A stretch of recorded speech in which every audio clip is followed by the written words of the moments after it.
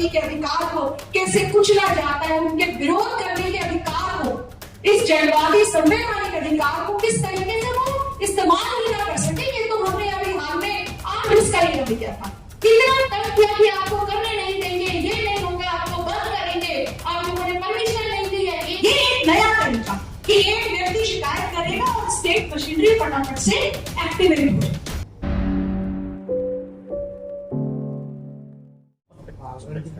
सरकारें राज कर रही हैं, जो ये वर्तमान मुहिम है जिसका नजरिया जातिगत है, सांप्रदायिक है और पितृसत्तात्मक है।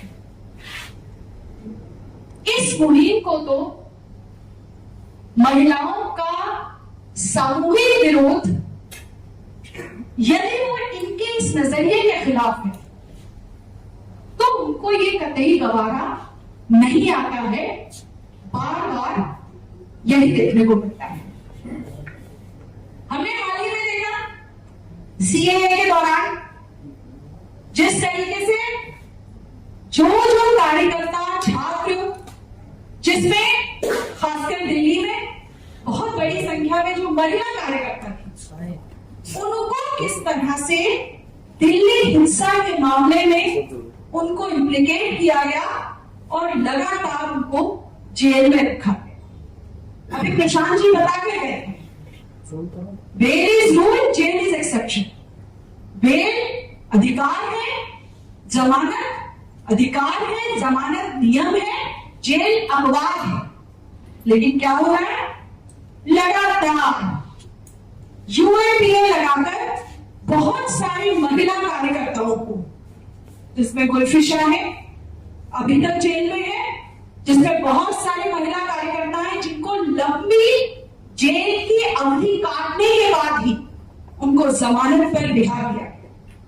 भीमा कोरेगांव के अंदर बहुत सारे कार्यकर्ताओं को, मानवाधिकार कार्यकर्ताओं को, जनता के पक्ष में खड़े होने वाले कार्यकर्ताओं को, जिससे भी महिलाओं की संख्या है, उनको इवन की यहां तक कि कोरोना काल तक में भी उनको बख्शा नहीं गया और उनको जेल भेजा गया। दिल्ली के अंदर तो हमने एक बात और भी देखी, जिसमें दिल्ली हिंसा हो रही थी, जिस तरीके से एक समुदाय पर ही पूरे दंगों का आरोप बढ़ा जा रहा था, एक समुदाय के ऊपर केसों की संख्या लगातार ज्यादा से ज्यादा बढ़ाई जा रही थी। उस समय प्रगतिशील महिला संगठन ने और 3 और महिला संगठनों के साथ मिलकर हमने बुद्धिजीवियों के बीच में, महिला अधिकार कार्यकर्ताओं के बीच में हस्ताक्षर अभियान चलवाया, इस मांग को लेके कि जो दिल्ली हिंसा है उसकी एक पब्लिक जुडिशियल इंक्वायरी, सार्वजनिक न्यायिक उसकी जांच करवाई जाए। इस बात को लेकर सिग्नेचर कैंपेन चलाया और फिर माननीय गृह मंत्री, एनएचआरसी, दिल्ली के चीफ मिनिस्टर और दिल्ली के पुलिस कमिश्नर, इनको हमने लगातार 10 रिमाइंडर्स हमने लगातार भेजे।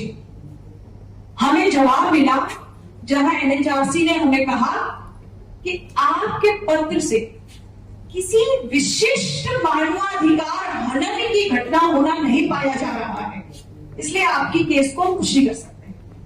और दिल्ली पुलिस की तरफ से हमारे पास फोन आता है कि अगर आपको कुछ की कार्रवाई करनी है ना, आप आइए हमारे को फला थाने में आकर मिलिए। ये हमारे साथ किया। दिल्ली के अंदर एक और बात हम देख रहे हैं, मैं ये बताना इसलिए चाह रही हूं कि एक्चुअली वो महिला संगठन, महिलाओं के वो सामूहिक विरोध जो इस मुहिम की मनोवादी समझ, जो महिला संगठन अपनी प्रगतिशील समझ के लिए जाने जाते हैं, जब वो महिलाएं और महिला संगठन सामूहिक सवालों के लिए सामने आते हैं, उनके प्रति किस तरह का नजरिया, उनकी असहमति के अधिकार को कैसे कुचला जाता है, उनके विरोध करने के अधिकार को, इस जड़वादी संवैधानिक अधिकार को किस तरीके से वो इस्तेमाल ही ना कर सके। ये तो हमने अभी हाल में 8 मार्च के दौरान देखा। अंतर्राष्ट्रीय कामगार महिला दिवस 2023 जो कि इस बार होली के दिन था, तो हमारे संगठन ने 5 मार्च को किया और संयुक्त संगठनों की ओर से 10 मार्च को किया गया। दोनों को प्रगतिशील महिला संगठन ने 5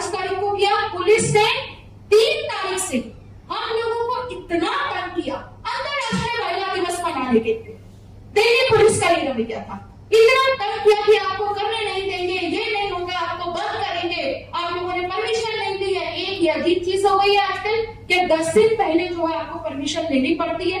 वो अलग बात है कि परमिशन वगैरह सब कुछ हमने अप्लाई किया हुआ था। यही कमोवेश उन्होंने 10 मार्च को किया। जब सामूहिक रूप से हमने किया तो दिल्ली पुलिस जो सीधा सीधा केंद्रीय गृह मंत्री के अधीन होती है, और किस तरीके से वो महिलाओं का ये जो जन्मजात अधिकार है, महिलाओं का दिन होता है 8 मार्च, उस तक को मनाने में हमें किस तरीके से परेशान किया गया। एक और चीज हमने देखी दिल्ली पुलिस की, ये जो मुहिम, ये बार बार रखना इसलिए जरूरी है क्योंकि दिल्ली पुलिस सीधा सेंट्रल होम मिनिस्ट्री को रिपोर्ट करती है। और किस तरीके से जब दिल्ली के अंदर महिलाएं कार्यस्थलों पर यौन उत्पीड़न के सवाल को इस संदर्भ में संस्थानों की जवाबदेही के लिए सामूहिक रूप से लड़ाई के लिए सामने आती हैं, तो उनको किस तरीके से तंग किया जाता है। 2 घटनाएं इसमें विशेषकर मैं रखना चाहूंगी। नंदिता जी यहां बैठी हैं।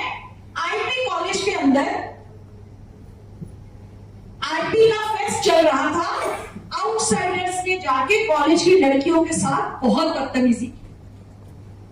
वो लड़कियां जितने दिन बाहर निकल करके उन्होंने आईटी कॉलेज के बाहर प्रदर्शन करने की चेष्टा की, आरोपियों को कुछ भी करने के स्थान पर उन प्रदर्शन करने वाली छात्राओं को और जो भी उस समय प्रदर्शन में शामिल होता था, तुरंत उनको डिटेन करके पूरा दिन के लिए बुराड़ी थाने में और न जाने कौन कौन से दिल्ली के दूर दराज स्थानों में रखा गया।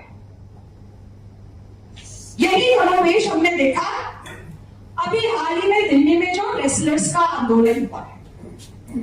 देश की प्रमुख नामी गिरामी महिला पहलवानों के नेतृत्व में वो सिंपल सवाल उठा रही थी कि कार्यस्थलों पर यौन उत्पीड़न के आरोपी के बारे में जो देश का कानून है, कानून के राज को लागू करने की बात वो महिला पहलवान कर रही थी, और उसका समर्थन दिल्ली के तमाम महिला संगठन, महिला कार्यकर्ता कर रहे थे। और लगातार जब वो आंदोलन चला है, जब महिला संगठनों ने सामूहिक रूप से आकर प्रदर्शन किया है, उनको लगातार डिटेन किया गया।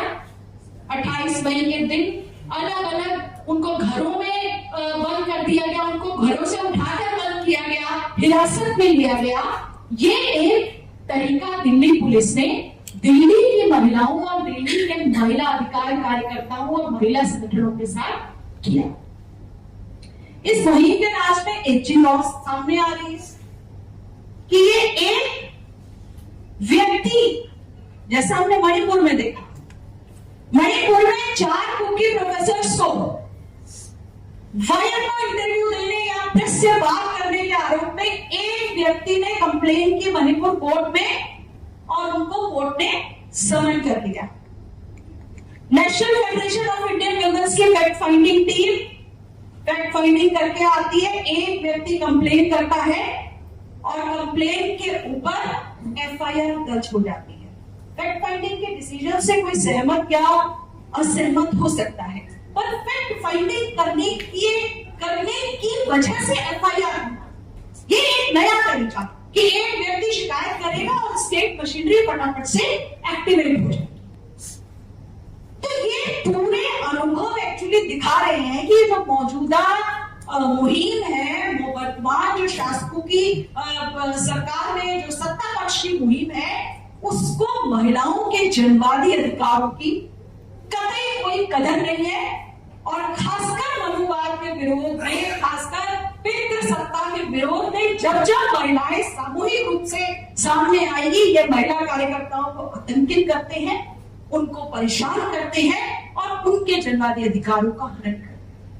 यही बात रखते हुए मैं प्रगतिशील महिला संगठन की ओर से विशेषकर जो तेलंगाना में ये जो लेटेस्ट एफआईआर हुई है 152 साथियों को, जिनके ऊपर मुकदमे बनाए गए हैं और जिसमें महिला आंदोलन की साथी संध्या भी है और भी बहुत साथी है, और साथ साथ सांस्कृतिक कर्मी बिमला, इन तमाम साथियों के ऊपर जो केस लगाया गया है, हम मांग करते हैं कि इस एफआईआर को तुरंत वापस लेना चाहिए।